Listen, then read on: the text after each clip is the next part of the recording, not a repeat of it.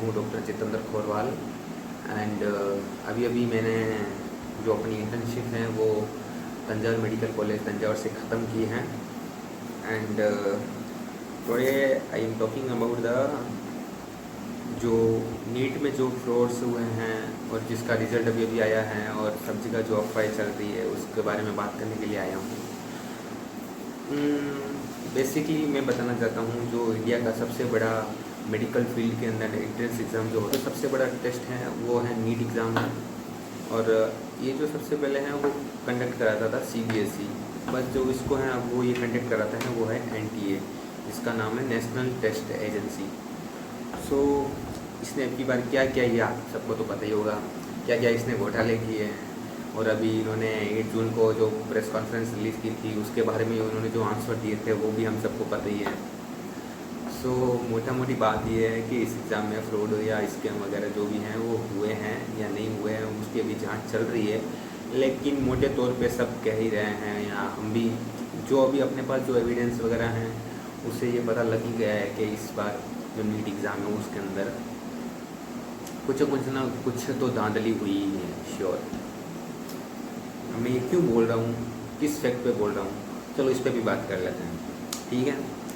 पहली बात तो ये है ये जो एग्ज़ाम है इसका जो रिज़ल्ट है वो 14 जून को आने वाला था, लेकिन इसको रिज़ल्ट को प्रीपोन्ड करके 4 जून जिस दिन अपने जो लोकसभा असेंबली के रिज़ल्ट वो भी आ रहा था इस दौरान उन्होंने नीट का रिज़ल्ट भी डिक्लेयर कर दिया था।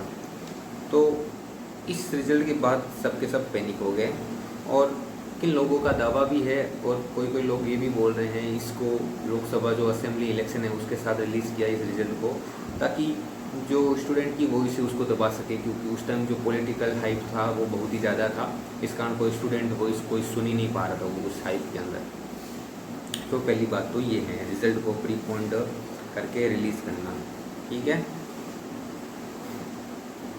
और दूसरी मैं ये जो बात बताना चाहता हूँ वो है जो इस बार जो रिज़ल्ट हुआ है उसके अंदर जो टॉपर है मतलब जिसके 720 में से जो 720 नंबर हैं वो 67 स्टूडेंट के 67 यस 67 स्टूडेंट के 720 में से 720 नंबर आए हैं।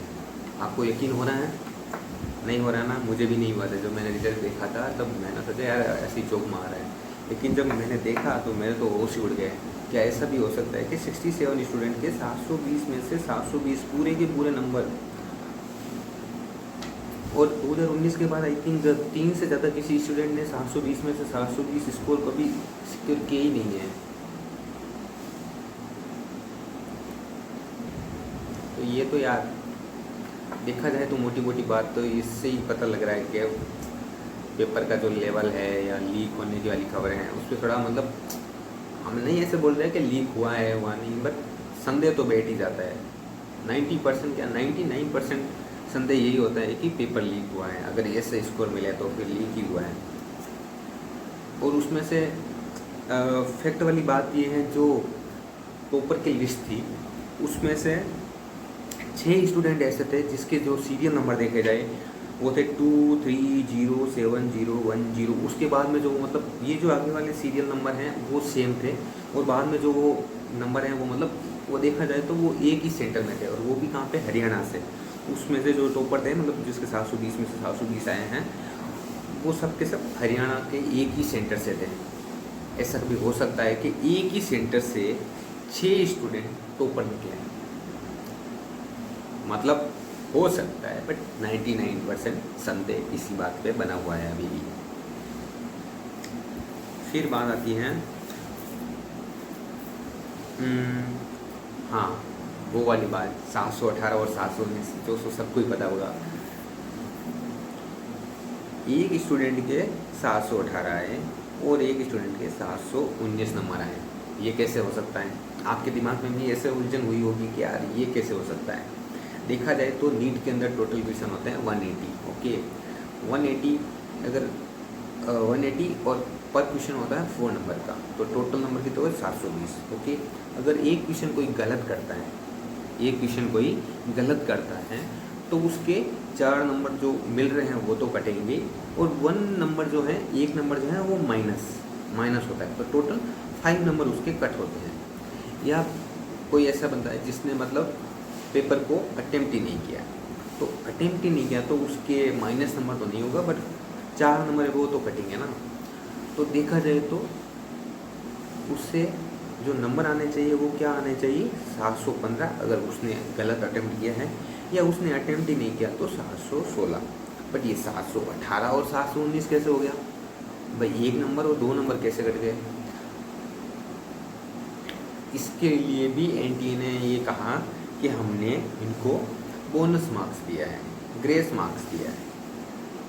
अब ग्रेस मार्क्स किस बेसिस पे दिया है, उन्होंने भी कहा है कि ग्रेस मार्क्स जो है वो टाइम नहीं मिला उनको, जो सेंटर हैं वहाँ पे देरी से पेपर दिए गए, या कुछ टेक्निकल मिस्टेक के कारण उन्हें कुछ 1-2 या 10-15 मिनट के डिले के कारण उनको, जैसे कि माना कि मैं आपको एक एग्जांपल देता हूँ, किसी सेंटर पे किसी बच्चे का पेपर उसको 10 मिनट लेट मिला तो उसको ग्रेस मार्क्स कितने दिए गए, 40 मार्क्स।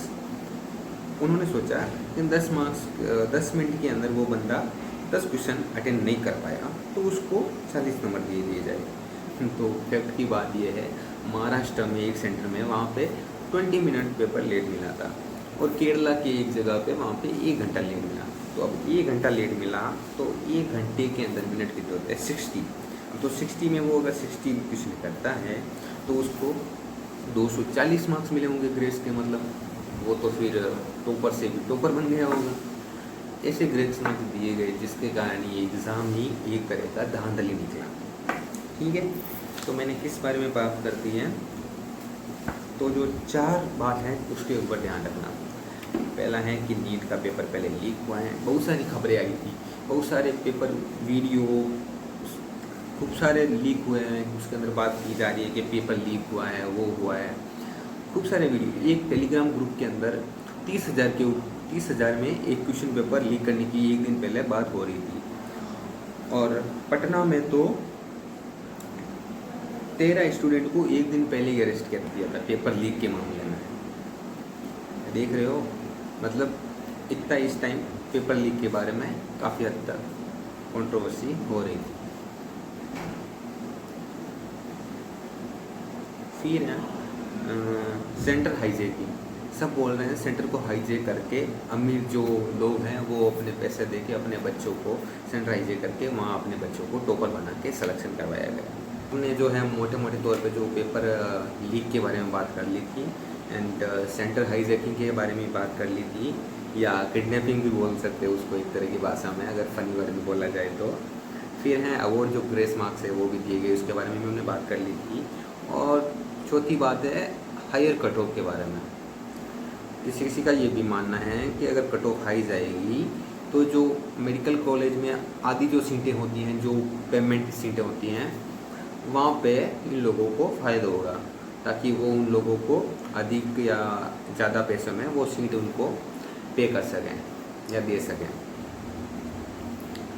ये होता है, काफ़ी हद तक होता है, अपन को अभी तक पता नहीं है, लेकिन मेडिकल फील्ड के अंदर इतनी धांधली होती है, पता नहीं आप। जिनका हो गया है वो थोड़ा शुक्र मनाओ, जिनका होने वाला है वो आगे से ध्यान रखें।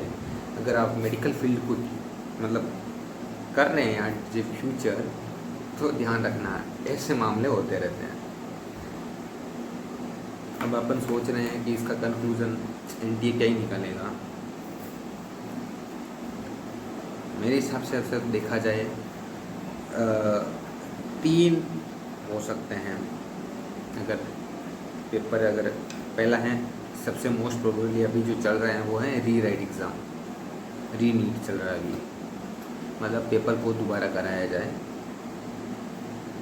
सेकंड है रिज़ल्ट को रिव्यू कराया जाए, मतलब जो रिज़ल्ट हैं उसको रिव्यू किया जाए, और जिसको ग्रेस मार्क्स दिया है उसको नहीं दिया जाए, ये बोला जा रहा है।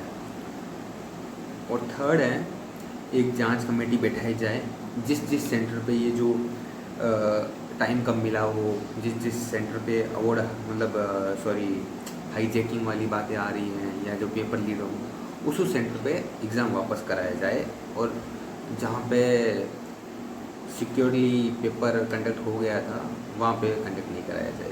ये 3 अगर हो रहे हैं गवर्नमेंट क्या करती है, अपन तो कुछ कर नहीं सकते, अपन तो बस सजेशन दे सकते हैं कि ये हो ये हो ये हो, बाकी करना तो सरकार के हाथ में ही है।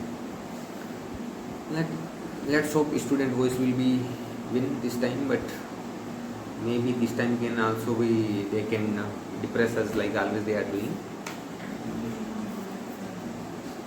Let's hope better. All the best.